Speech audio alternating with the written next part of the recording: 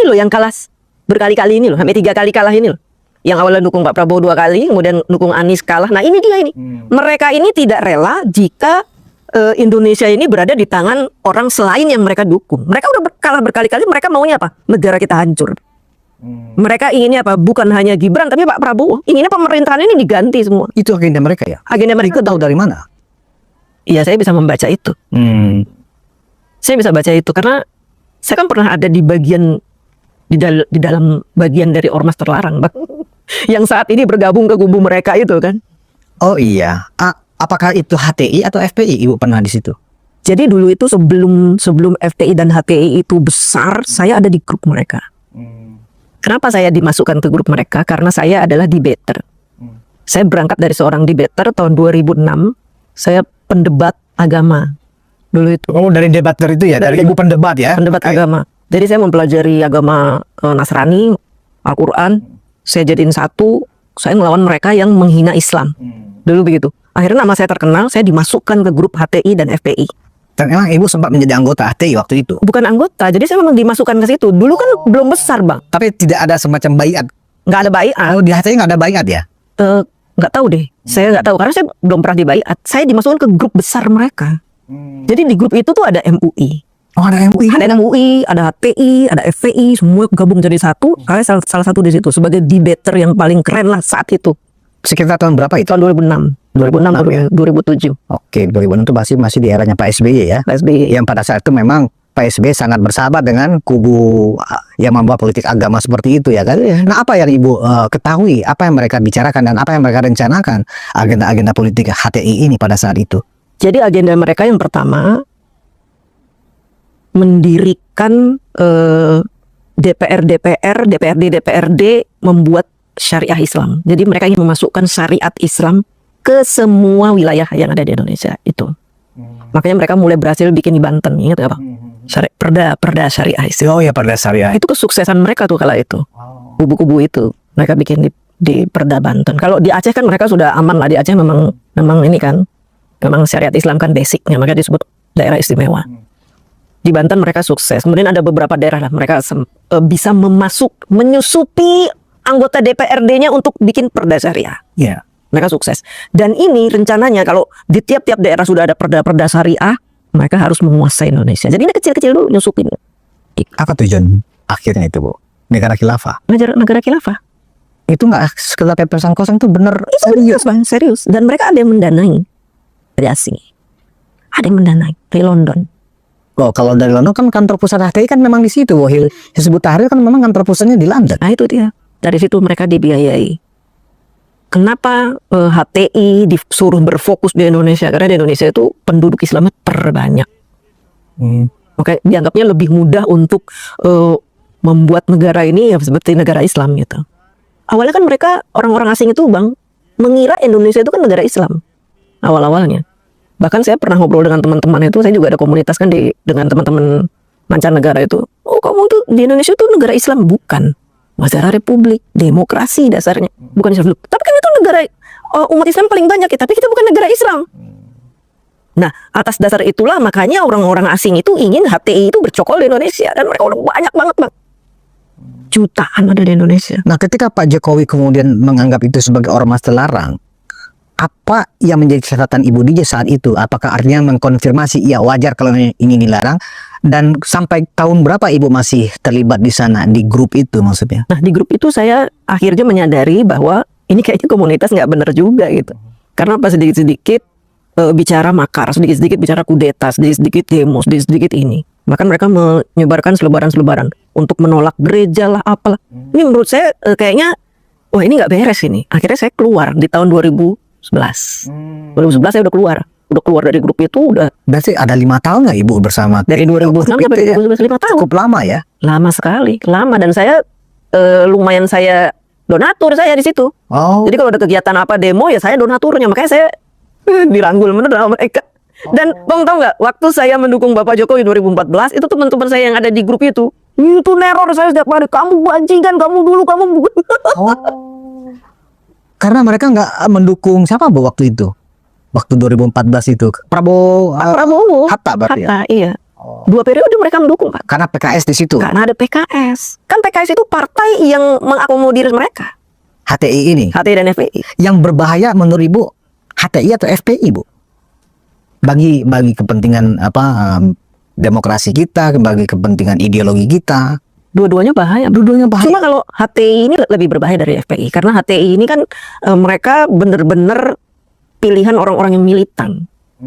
Militan banget ini di HTI. Kalau FPI kan dia gerombolan preman-preman yang dipakai jubah.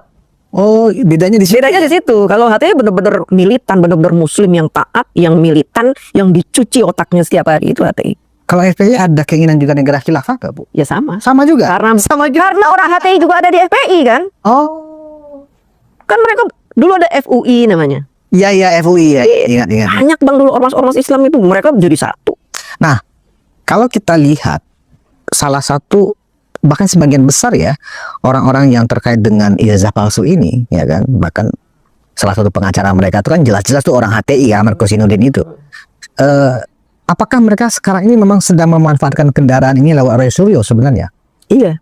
Bagaimana Ibu membacanya nih? Ketika Ibu paham bahwa HTI itu sejelek itu memang niatnya, artinya kan niat dia kan memang sudah bisa dianggap itu niat yang dari dirinya sendiri itu sudah ada niat makar. Iya kan? Iya. HTI itu kan begitu. Iya. Ingin merubah konstitusi, Betul. ingin merubah dasar negara Iya. menjadi negara Islam kan begitu. Bahkan mengharamkan Pancasila. Ada semacam doktrin seperti itu, Bu ya? Iya. Bendera haram, Pancasila haram, UUD 45 haram. Oh. Mengharamkan semuanya.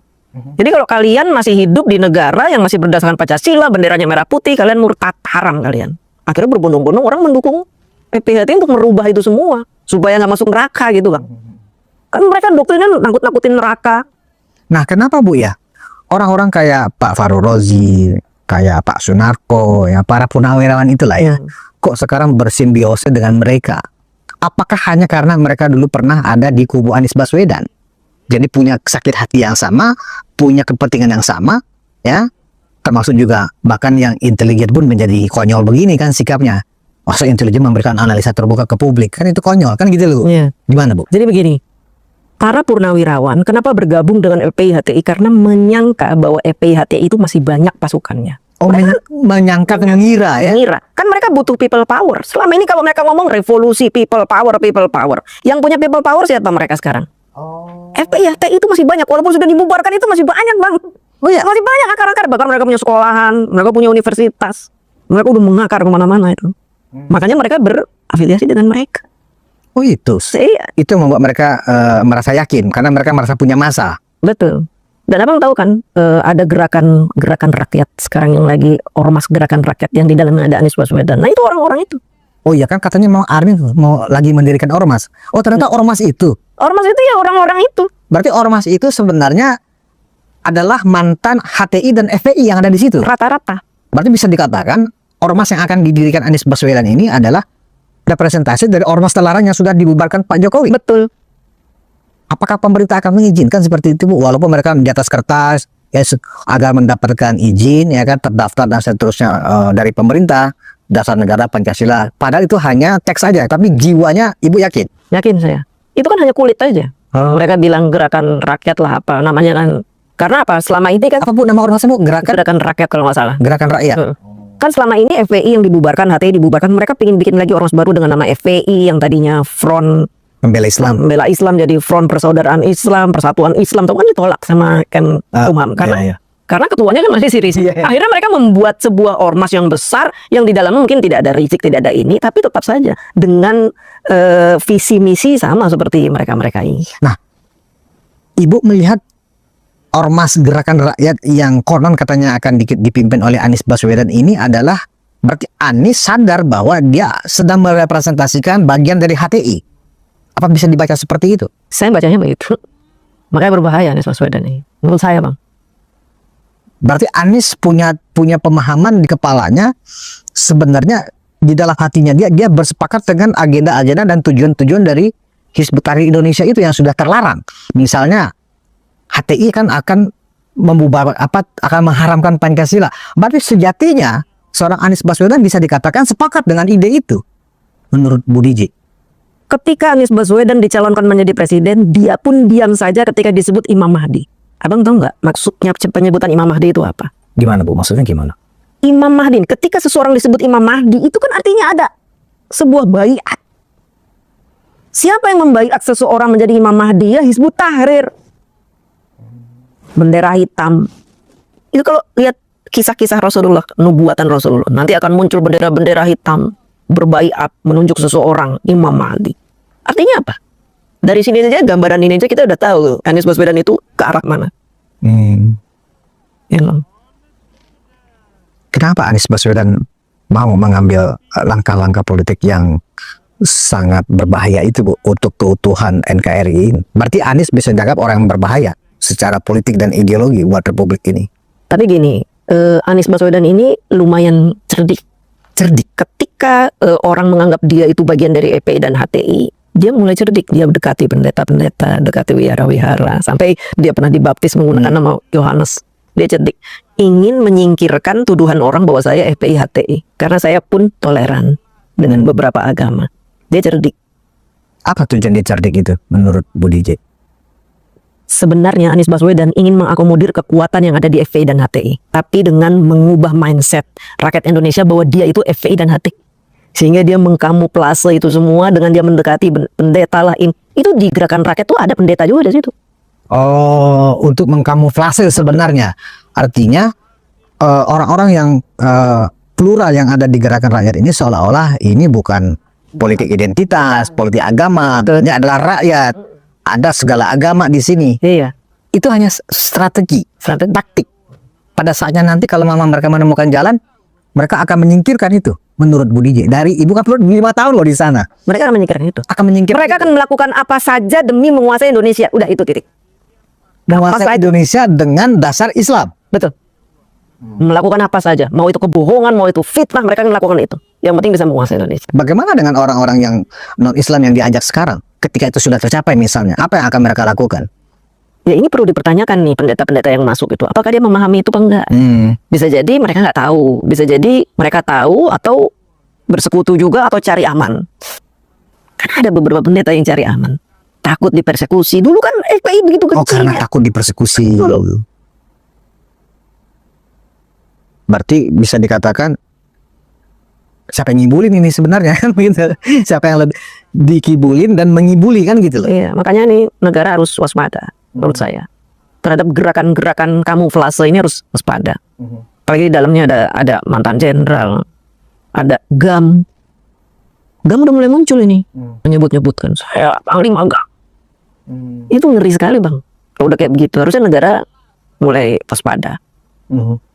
Karena saya kan pernah di dalamnya, kemudian saya pernah menjadi target untuk dipersekusi oleh mereka. Nama saya masuk ke daftar orang yang dicari HTEPI.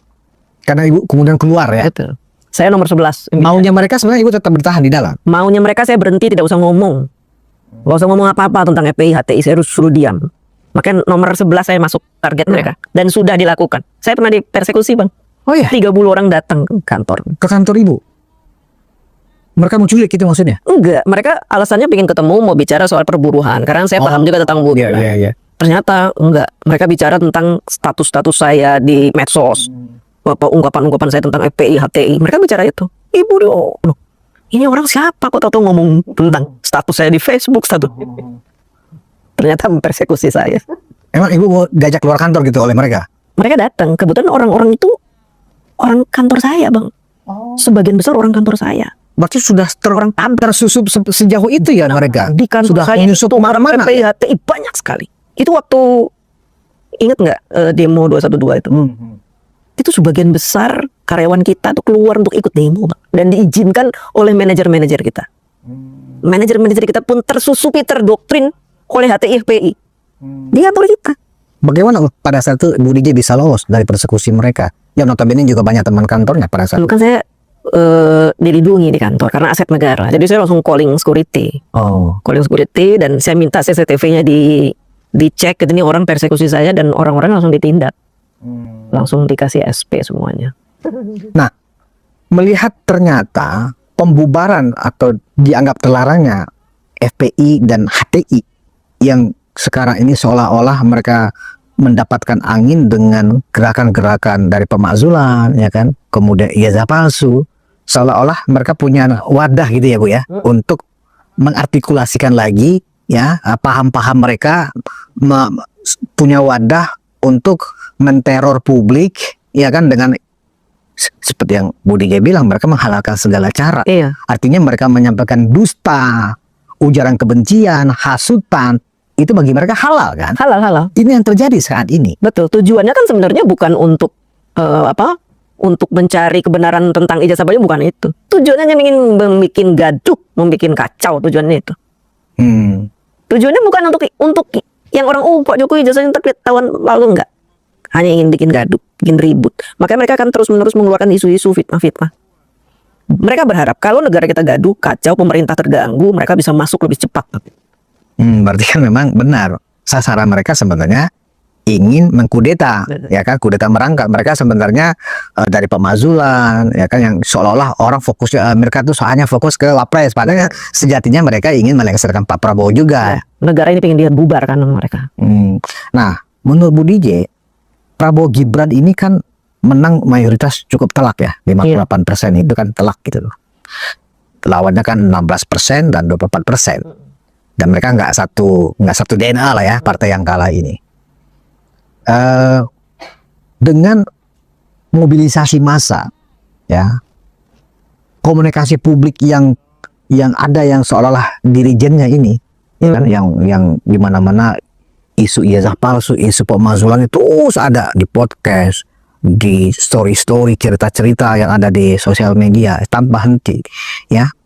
Bagaimana responnya 58% ini menurut Ibu? Benar-benar ular tidur, atau jangan-jangan teman-teman 58%-nya sudah mulai juga terjaga dan kemudian sedang berkonsolidasi juga untuk mencoba membentengi ya orang-orang yang ternyata punya agenda, nggak hanya sekedar untuk menjelekkan Pak Jokowi, tapi lebih dari itu. Bagaimana Ibu menilai teman-teman yang 58% ini?